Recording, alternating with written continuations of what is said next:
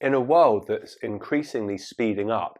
in a world in which technology is continuing to captivate our attention for more and more time, and therefore in a world where we are more intoxicated by the energies around those technologies and the communities that we engage with in those spaces, there's more and more of an opportunity for us to lose our connection to ourselves and to the communities around us. And so that's why in 2025, our yoga practice is going to be so important.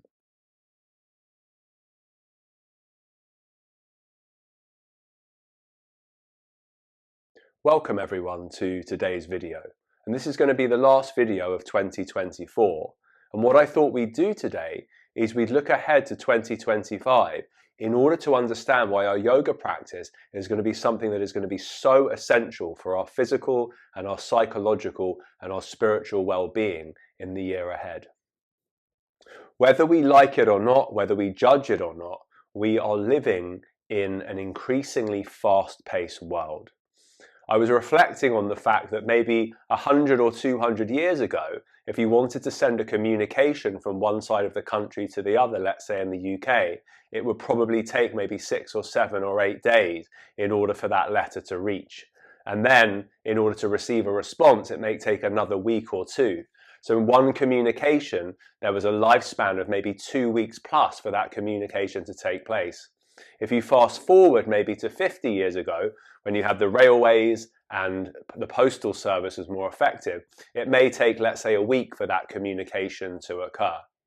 Well, we all know now about the pace of communication and the way it works. We can literally, from our fingertips, sitting here right in this moment, we can communicate with anyone around the world. We can receive responses immediately, and we can go and buy things from our phones. We can do all sorts of transactions and interactions right from the comfort of our home very quickly. And what this has meant is that our world and our psychological world is speeding up, and it's getting faster and faster.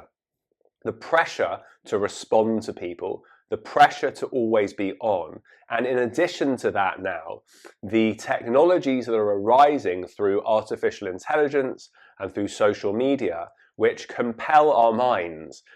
to a certain extent to be more and more engaged in that content and to be more and more engaged in those platforms. And what that means is, if we're not careful, we can completely lose ourselves into this imagined idea that we need to always be on, that we need to always be responding at pace, and we always need to be thinking about the next thing. When you combine a pattern that is being cultivated in our minds to continually look towards these platforms, and to a certain degree even to be addicted to the thrill of receiving messages and the colors that pop up on our phones, on our laptops and so forth, if you combine that now with the advances that are taking place in the world of technology, particularly in relation to AI, it's almost difficult to predict at this point how sticky and addictive those same platforms will be even just a year from now. So that is to say that we're living at a time when the power of these technology companies, the power of these algorithms and these systems to attract our attention and to distract our attention away from what really matters in our lives, which is this inner connection, the connection to each other at the physical layer, and of course at deeper and deeper layers still, we will soon find ourselves completely addicted and spending more and more time on these platforms. And as a result of that, because in a lot of cases, the currency of these platforms in order to keep our attention there is very much at a lower vibration. It's fear-based, it's fear-inducing and so forth. That then creates an energy within us as well. And it starts to color the perspective that we have on the world around us, on the people around us. Now, whether this be in 2024, 25, or whether this be 1000 BC, yoga was conceived as a way of ensuring that we always remained anchored into our true selves. A way of becoming aware of when our mind travels outwards, a way of becoming aware of when our mind becomes addicted to the external world at the expense of really understanding the terrain of our inner domain of feelings and sensations and experiences. And as a result of being so externally focused, we can detach and almost lose connection to this inner domain. And as a result of that, yoga was conceived as a way of saying, actually, yes, we live in the physical world is real,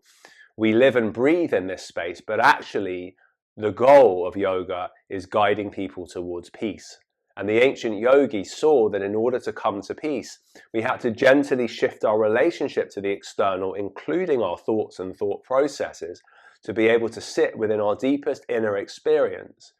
so that we could feel fulfilled and content and complete through that inner experience, so that when we come back into the world, we are no longer enthralled by it. We're very much in control of the way that we interact with it, and we interact with it on our own balanced, peaceful terms. So if we fast forward now to 2024, 2025, and we see the impact that technology is having and the way it's speeding up our world, we can see that now, more than ever before, we are going to need some kind of prescription, some kind of medicine, some kind of technique, some kind of practice to allow us to draw our minds inwards, to have the discipline over our days, the discipline over our times, to be able to recognize when we are engaging in patterns and habits that are not actually healthy for us. And in order to understand whether something is healthy or not, from a bigger picture perspective, we really need to understand and look at and reflect on, are the things that I'm doing contributing to my well-being in the sense of being peaceful and balanced within myself? And are the habits and activities that I'm pursuing contributing to me being balanced and peaceful and loving, we might say, and compassionate in my relationship with everyone around me, with the world around me, with the ecosystem, with the environment around me? And if we can honestly say and look at ourselves and be honest about the fact that perhaps some of the things that we're doing are not taking us in that direction, then the yoga practice, meditative practice, breathwork practices, all which require this inward focus, this ekagrata, this one-pointedness of attention, we can see that that's absolutely something that we need. In my own view and in my own experience, I notice sometimes that I may, for example, yesterday I was walking down the road and I just started to dwell on something that I'd read in the newspaper online. And I noticed my energy getting quite frenetic and almost angry to an extent about what I'd read. And the beauty of having practice and the beauty of having a daily regular practice meant that I was able to catch myself in that moment, notice the arising of certain energies and sensations within me, and consciously choose just to allow that thought to pass and to come back into focusing on my breath, focusing on inner sensation, creating sthira, stability and sukham in my mind and body in that moment of time. And before I knew it, I was back in a more balanced and stable state. When we don't have a practice such as this, what happens is our mind, our attention, continues to be hijacked by these low frequency energies, whether they be of fear, competition, so on and so forth. And we end up spiraling and actually believing that we are those thoughts and responding and reacting in a way that is not balanced, in a way that is not peaceful. So we're very much at a crossroads now where the power of big technology, the power of the technologies that are being deployed and the business models behind them, which require us to be constantly engaging and giving our attention, are so powerful, are so intelligent, are so complex, that actually we're at a crossroads where we are battling for control over our own attention. If we don't have a practice, there is every reason to believe that we will end up completely hijacked psychologically by all of the platforms and all of the algorithms,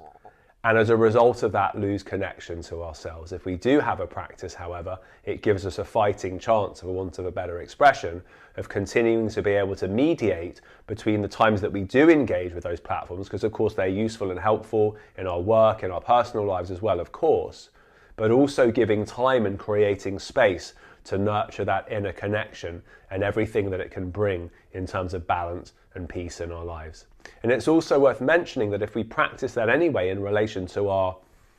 relationship with technology, we are actually creating a pattern which, just by the fact of practicing it, means that when we start to move into negative thought patterns, we also begin to notice that we've traveled in that direction and we're able to bring ourselves back. So really all I wanted to say at the end of this year is that next year, really see if you can start to commit to your practice. See if you can bring small things in, some of the things that we've covered over the last year, whether it be a small breathing practice, a small meditation practice, a short asana practice, a chanting practice, whatever it may be, because all of these things are critical in terms of how we relate to ourselves and the success, the authenticity, the compassion, the love that we are able to cultivate and show in our day-to-day lives to all of those around us. So at the end of this year, I'd like to say thank you to each and every one of you for joining me on this journey, on this channel. Please do subscribe to the channel, like this video, write some comments, let me know what you'd like to hear about next year. Wishing you all a wonderful holiday season and a beautiful and peaceful and fulfilling 2025 ahead. Namaste.